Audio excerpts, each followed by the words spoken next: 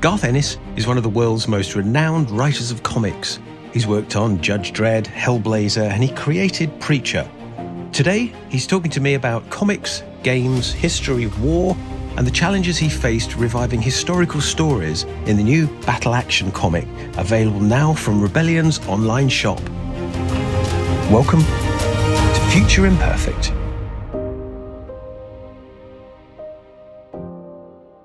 Hello, everybody. Thank you for joining another edition of Future Imperfect podcast. I have with me the illustrious Garth Ennis. We're going to talk about comics, and in particular, boys' war comics, because there's some really interesting areas to discuss around these. So, Garth, would you introduce yourself for those that might not know your career and your work? I think it'd be useful to help them understand where you're coming from. Sure. Well, my name's Garth Ennis. I write comic books. Been doing it for about 30 years. Came out of British comics, really. Began working for Crisis in 2000 AD, then moved to American comics. Did things like Preacher, The Boys. They've been turned into TV shows, so they're probably what people know. But I have been writing a great many war comics. I grew up reading that kind of material in UK comics. And so when I got to the point where I was able to do my own comics, there was a sense of the whole thing coming full circle, and I was able to start exploring that genre today. Now, boys' comics have an illustrious history. I mean, again, to people might not know, I'm part of Rebellion, and we've got a huge back catalogue of comic books that go all the way back to, I think, 1888, and Comic Cuts for Boys. And in that archive, there's a whole bunch of different comic book themes, but one of the constants is action, adventure, and battle, war, combat in all its varieties. Are you aware of the sort of background, the shoulders of giants that you're standing on when you're writing your work? Not the whole thing, but I'm very much aware of the war picture libraries, battle picture libraries, air ace picture libraries, which you would now own, I think. Yes, that's right. They were published, I think, in the 50s and 60s. You had some tremendous artwork in those. You had some very good writing, occasionally quite realistic writing, getting away from the traditional jingoistic approach to war comics. And more than anything else, I think that was what led me into my interest in Battle, which was the British war comic published by IPC in the 70s, begun by Pat Mills and John Wagner. It's where that renaissance in modern British comics, modern comics actually begins. You have Battle, a war comic that succeeds. Then Action, which is, well, what its name sounds like. That, of course, goes slightly wrong. It gets folded into Battle to become Battle Action and continues as such for several years. And then, of course, they hit the jackpot with 2000 AD. So you can see that the Battle, this war comic, fulfills a very important evolutionary role in British comics. Yeah, it's fascinating. I mean, one of the things that you talked about is the idea that they explore less jingoistic themes now. And I'm aware that we sort of have a rise of the anti-hero or the alt-war story. Is that a fairly recent phenomenon? I think that's definitely true. I mean, classic British war comics, the kind of things that Battle replaced, really tended to be very much jingoistic, but also I think they were happy to take the viewpoint of the establishment and go with familiar narratives when it came to World War II in particular. Battle was the first to start to overturn that. There, of course, you can see the hand of Pat Mills and John Wagner. You suddenly get many working class protagonists. You get stories featuring aspects of the war you haven't seen before. You get the Russian front, obviously in Johnny Red. Eventually, you'll get Charlie's War, which is probably the most important story that's ever appeared in British comics, where you have an approach to the First World War that's never really been seen before in comics, and which I think in a way grows to define Battle. But I think as part of that overall movement of 70s comics in Britain with Battle and Action in 2000 AD, it's anti-establishment. It's very much looking at things from points of view that haven't been examined before. Battle, of course, is where that begins. Do you think it sort of ties in with the whole sort of punk movement in any way, shape, or form? I mean, 2000 AD certainly seems to riff off the punk movement and that alt narrative. And do you think this is the beginnings of it before punk came along? I have to be honest and say that I don't know enough about the history of punk to talk about it in any detail. I know that many of that generation of 2000 AD writers and artists do talk about that. I think what's more important when it comes to battle and the action is that sense that the publishers got that they were losing sales, that when they did their research, kids were saying that comics are too tame, comics are boring. They realize, I think, the publishers realize that kids can see far more extreme material on TV and at the movies.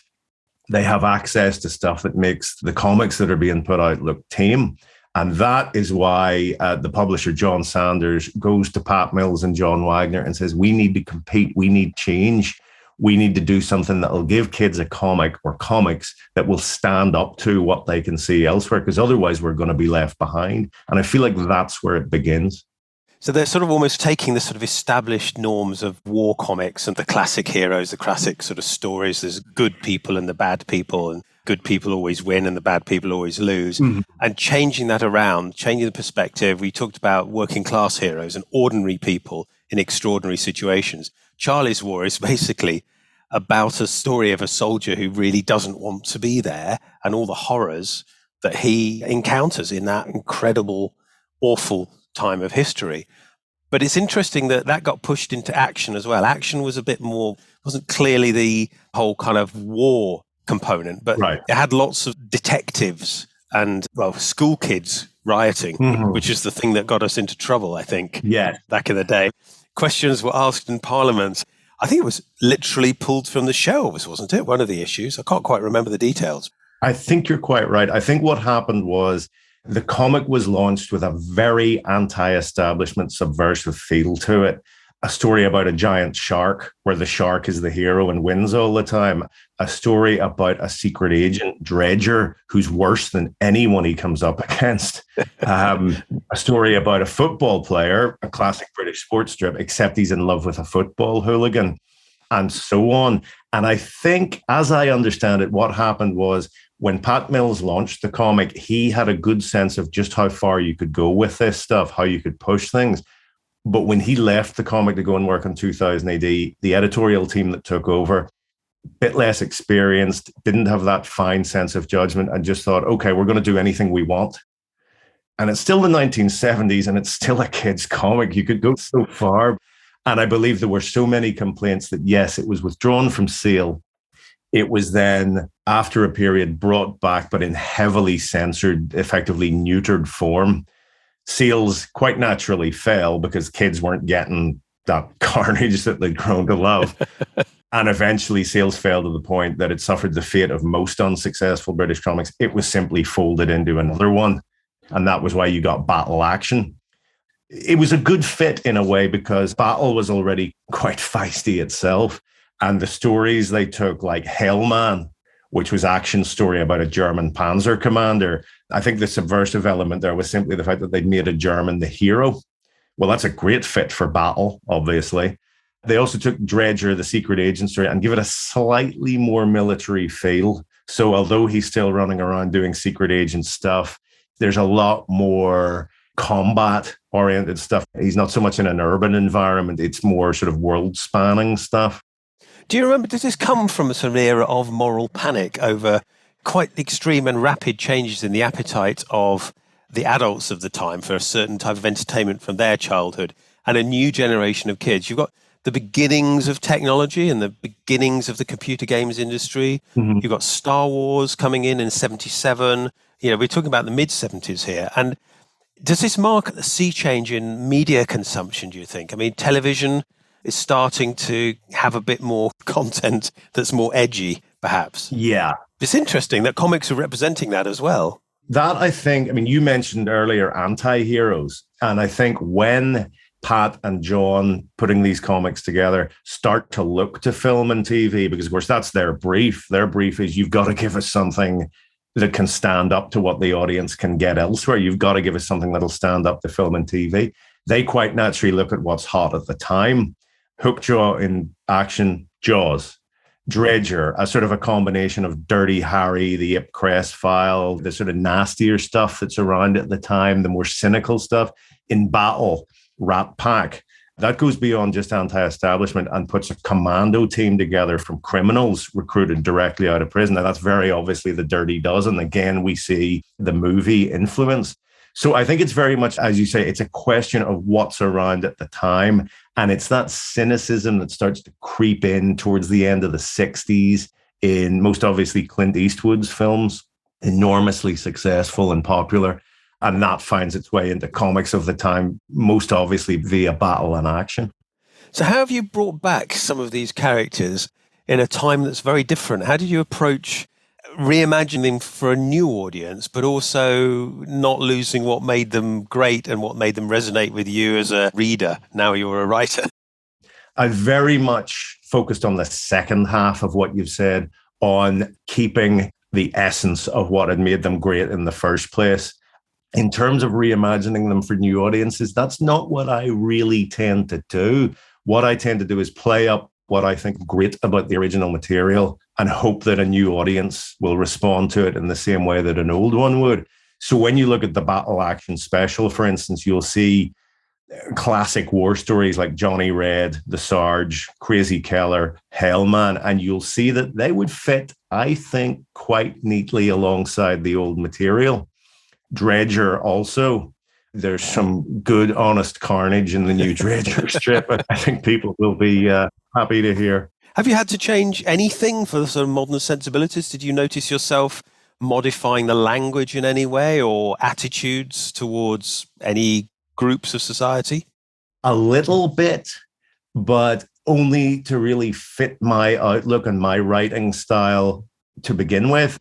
The way I write dialogue, for instance, I try to make it as realistic as possible. I'm never going to be able to write dialogue the way someone like Jerry Finley Day, who wrote The Sarge, or Tom Tully, who wrote Johnny Red, did, because it's just a little bit too hysterical, a little too hyperbolic for my taste.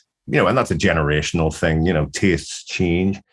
But for the most part, I found myself able to write stories that I think would fit in quite well with the original runs. That was the model I followed when I was writing stories for the Battle and Action specials that you put out a couple of years ago, when I wrote Rat Pack and Hellman. And I tried to write things that I thought would sit quite neatly with the originals. It was doing that, of course, that gave me an appetite for more. I like that. In many ways, I'm quite pleased that you aren't trying to reinvent the characters, because the characters are great, and just tell more stories in the same landscape, which I think is wonderful. What do you think's happened? I mean, comics as a medium for entertainment have obviously changed radically. We've got a lot of people these days, especially non-specialist comics readers, probably think comics are only superheroes, which of course is an absurdity and is a very narrow niche, actually. Particularly sort of bizarre that North America seems to just have superhero comics and very few. Or there are some underground comics and there are some alt comics, but broadly the masses, the Marvel and DC, and of course their huge success in movies and TV. British comics have never really had quite the same scale of success. Do you have a concept why that might be? Is that just the opportunity of the audience, or what do you think? I think that when the British comics audience began to shrink in the 80s and 90s, just in terms of sheer numbers, when you narrowed it down from mainstream readers who will pick up their weekly comic on the newsstand, read it, and not exactly think no more about it, but certainly not act like the diehard comic fan who will then take it, discuss it, break it down, join with groups of like-minded people. They just aren't the numbers in the UK to do that. Whereas in the US, even though comic sales fell, even though numbers were winnowed down a bit from the newsstand audience to a specialist comic shop audience, I think there were still enough people, it's a bigger country, for them to continue to generate the sales on all those characters. You could say, I suppose, that British comics of the 80s perhaps weren't as good at adapting to changing times. Battle, for instance, eventually went into decline, and they folded a series of stories about a line of toys, Action Force. Right. Totally separate from Action, into it. And that was the best they could do. And it arrested the fall in sales for a while. And then that fall continued, and the one comic got folded into another until very nearly you only had 2000 AD left. So you might almost blame it on a sort of a lack of imagination or interest.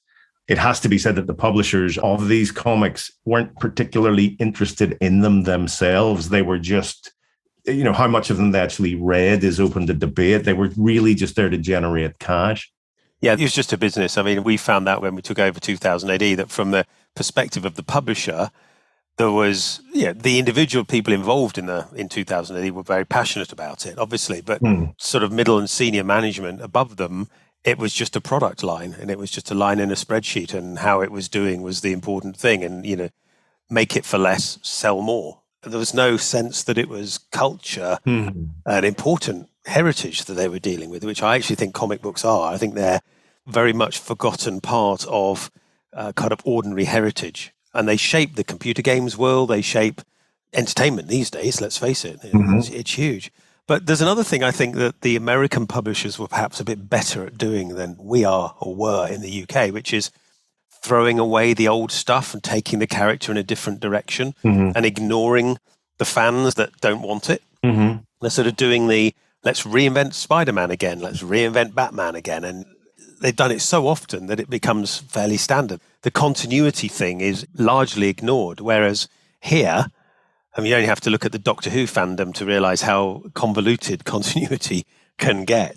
But, in Marvel and DC, they seem to be happy just to go, right, we're retconning the whole lot, we're starting again, and let's go. You buy all the comics again. Yeah. At the point they've reached with 50 or 60 years of history, sometimes more behind each character, there's nothing to be lost, I think, from simply saying, all right, clear the decks and we start again here. I'm more interested, I suppose, in the characters that don't have 40 or 50 years of history. If you look at the characters in the Battle Action special, there is a massive gap in the publication of their stories between, for most of them, the early 80s and now. There's nothing there, which is why the method I described, where you just focus on what's great about them, I think is still valid. And that applies to Hawk the Slayer too, actually, because there isn't 40 years of publishing between that movie and the comic we just put out. So focus on what was great about the original. If there had been a dozen Hawk the Slayer movies, a role-playing game, a line of novels, and umpteen comics, now might have been the time for a reboot, just as it is for all these American characters you're talking about. But there wasn't, so it isn't, if you see what I mean. I do entirely. When you were doing your research for what characters to write and what to put in, did you find any sort of hidden gems that are less well known that you thought, I'd love to explore that character more, but you just didn't quite get the time or the energy to do it? To an extent, yeah. I was very fortunate when I put the Battle Action special together in terms of the characters I chose, that I was able to do exactly the ones I wanted. If not my favorites, then the ones that I felt were most worthy of another look. Take a character like Crazy Keller, which is this brilliant story that Alan Hebden and Eric Bradbury created about an American signals officer who is up to his neck in the black market. And so he fights World War II, essentially trying to make a profit, but to be fair, trying to do the Germans as much damage as he can at the same time. And he drives about it. It's irresistible, really. He and his long-suffering assistant, a guy called Ariel, go around in this heavily armed Jeep, basically outrunning and outwitting the Germans at every opportunity. Now, no one really knows about this character because it's of an archetype, a sort of roguish loner type, that in the knowledge of comic fans, generally far better served by another character called Major Easy, which is the other character that Alan Hebden and Carlos Esquerra created in that mold. And yet I think Crazy Keller's a better strip. I think the characters are better. They make more sense. There's more coherence to the overall narrative. And that's an example of something where I thought, right, Crazy Keller's going in because Major Easy doesn't need a boost in his visibility. Crazy Keller does. I want people to know what Alan and Eric achieved with Crazy Keller. Beyond that, there are always more ideas. There are always those things that you think, yeah, I wouldn't mind revisiting that. If we do another special next year, maybe that would be the time to look at other hidden gems, I love the fact that we have this vast archive. We have an archive chamber with shelving on rails to get enough shelves in there. And every time I show guests around or something like that, I'll have a look and I'll take something off the shelf and have a look. And I've never seen it before. And it's probably that particular book has never been opened and those pages have not been read for 50 years. Right. And the sense of exploration when looking through an archive of old work is wonderful. I also like the fact that a lot of this work wasn't created with a view to it being a legacy piece of artwork. It wasn't created looking forward to how you might be perceived as a writer or an artist. It was all sort of jobbing artists and writers trying to make a buck and move on. I mean, back in the day, there must have been thousands of writers and artists working to generate the content in all the literally hundreds of weekly comics that were out at the height. And I think in a way that makes it a more honest representation of what ordinary people were thinking and reading than a fine artist making legacy work for the future. How do you see your work sort of in terms of when you're writing it? Presumably you're just trying to tell a really good story and you're not worried about how people see you from the outside, or are you? Not too much. Sometimes I'm asked, where do you see this in the overall run of your career? How does this fit in with your other work? And it's a question I really don't have much of a satisfactory answer to, because I tend to judge each story and approach each story on its own merits rather than worry about where it fits. I think you're quite right, unquestionably, about how that old material was produced. That doesn't mean that there weren't people giving it everything they had. I think it's just that when Battle kicks off, you get a generation of writers and artists who just have a glimmering of possibility for the future, of seeing that actually you can do something of worth with this funny little medium. Battle's been going about a year, I think, maybe a couple of years, when John Wagner comes up with a story called Darky's Mob with artist Mike Western, and it's set in Burma in 1942 to 43, which of course saw some of the most savage fighting of the war between the British and the Japanese. And the interesting thing about that story is you get the sense it's the first time someone has really properly researched and thought about what they're about to write. Not something throwaway like D-Day Dawson or some of the other strips that defined the first couple of years of Battle, but something where the writer and artist are really trying to say something important. And I feel the comic turns a corner at that point.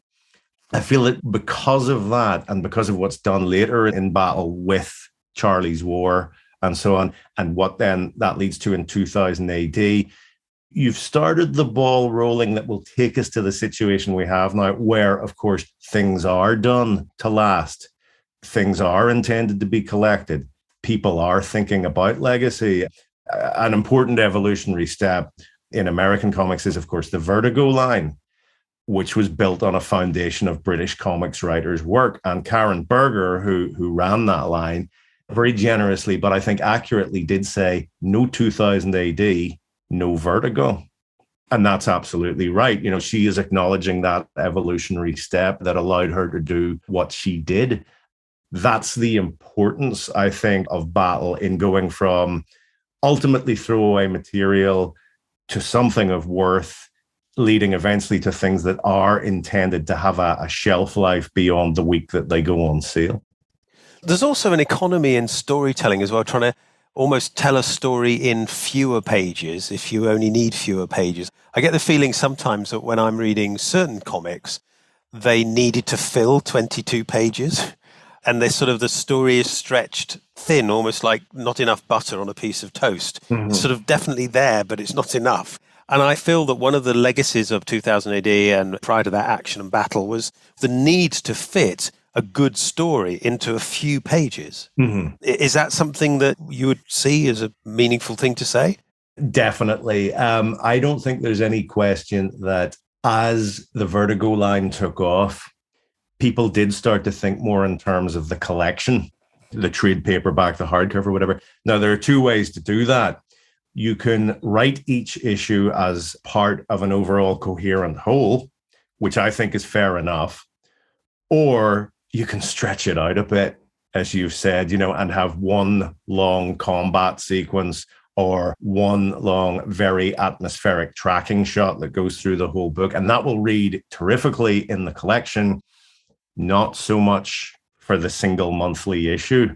It's a trap that people fell into. I know I can think of a couple of times I've done it. You try to avoid it, but when you are thinking about an overall narrative of one book, 100, 200 page book, sometimes you can't help it. That's interesting because I'd never thought about how the pages are seen and how many of them put together. Because if you've got an anthology like 2000 AD where you got 5 or 6 pages for a story, and then you've got to wait till next week to get the next one. And the whole point is, I've really enjoyed that story, but there's a hook to take me and make me buy next week. In America, typically the cadence is monthly. So you've got to try and hook people there. But you've also potentially got to write for the collected edition where everything's put together in one book, and that's got to read as well. So that's actually quite a challenge from a writer's perspective, a writer's and artist's perspective, but primarily a writer's perspective initially, dividing up that story into suitable length segments, I guess. Yeah. Do you ever get to that point where you go, I'm 2 pages too short for this turning point, or I'm 2 pages too far for the turning point for the end of the issue? It does happen occasionally. I mean, generally pacing, there's that instinctive feeling you have about it, and you know you're going to get to where you're going to go just the way you want to get there. But occasionally you do that, and you have to go back and re-examine it and rethink what you're doing. It's worth noting, of course, that the more traditional comics weren't necessarily immune to that tendency, but for a different reason. If you look at some of the work, perhaps someone like Tom Tully was doing on Battle or 2000 AD, you can see he's stretching things out occasionally to a quite ridiculous degree.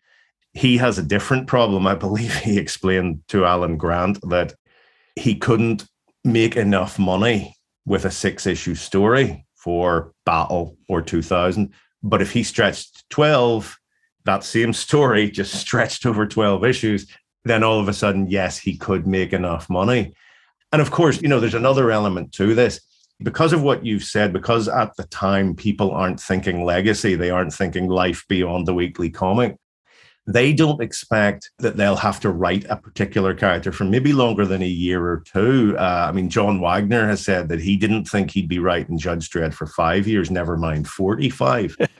When Tom Tully kicks off Johnny Red in Battle in 77 or 78, he doesn't know it's going to last 10 years. He couldn't have imagined that. For him, it will probably last as long as most British comic strips of the era, which is 6 months to a year, maybe 2. So he's just not thinking in those terms any more than John was.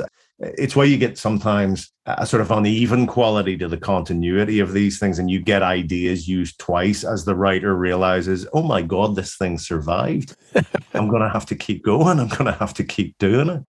Yeah, I hadn't thought of that. If you expect something's only going to be a kind of year-long gig, you kind of use all your ideas up, and then the editor says, brilliant, I'll commission another year's worth of stories from you. And then as a writer, sometimes you must think, what am I going to do with this character now? I've kind of got through it.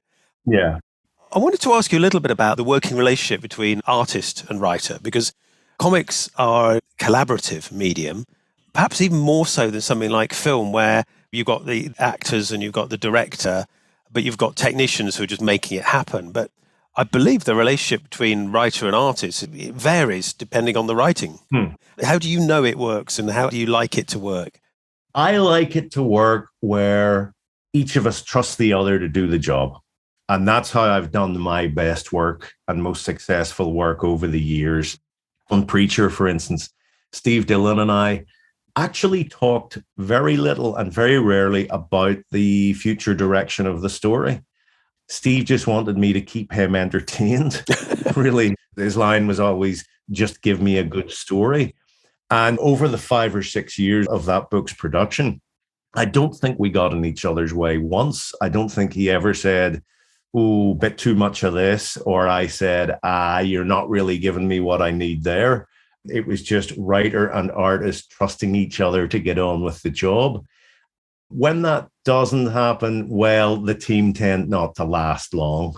Artists I don't click with, and fortunately they're few and far between, I just won't go back to.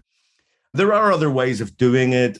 Some artists and writers collaborate very heavily with the artist constantly suggesting ideas, or asking the writer to write particular things in for him to draw.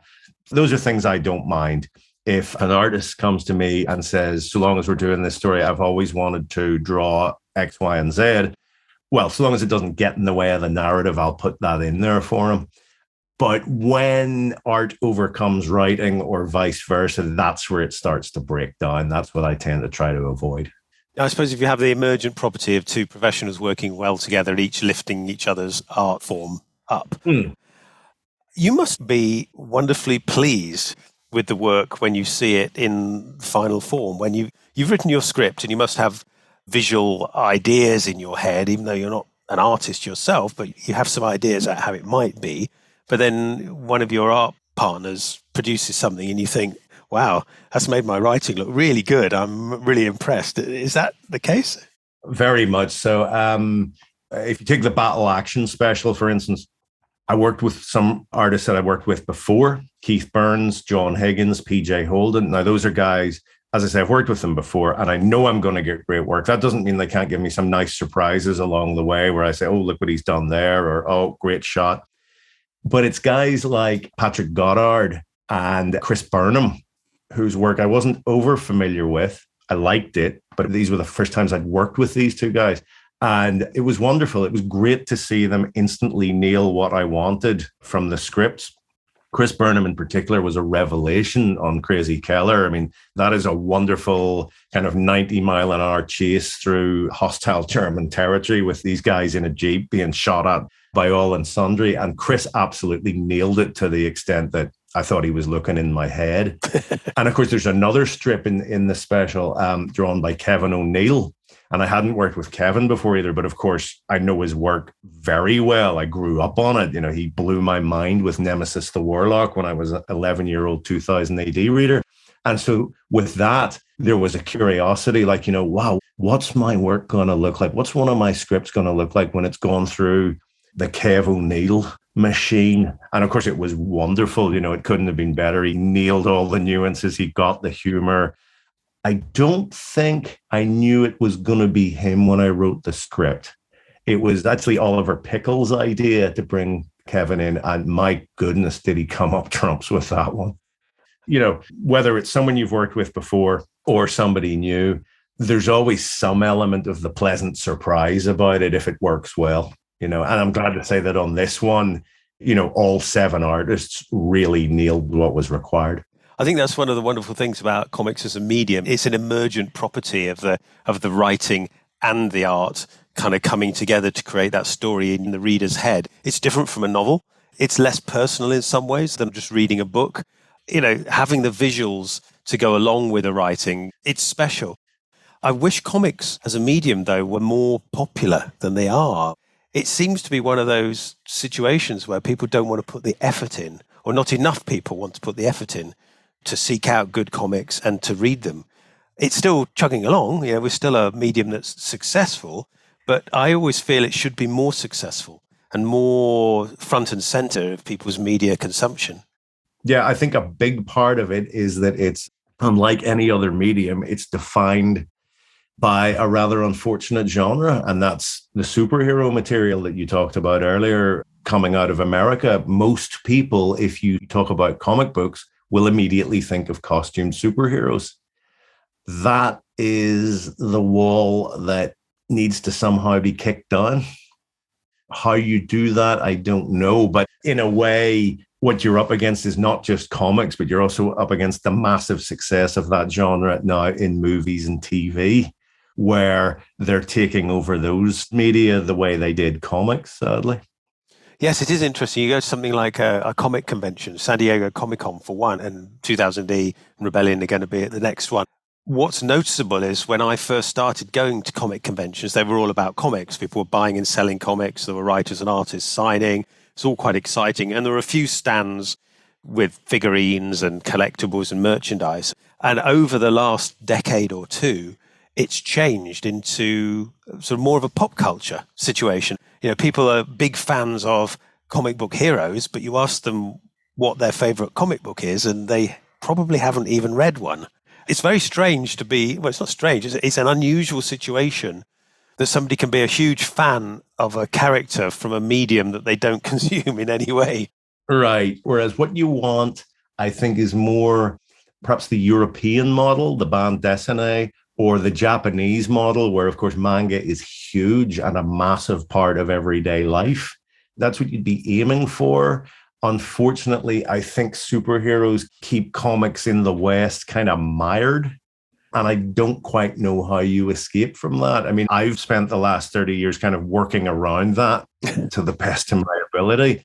I've written some superhero comics, but the vast majority of my output is either creator-owned material or kind of action and war stories that I've managed to do on the fringe of what DC and Marvel put out.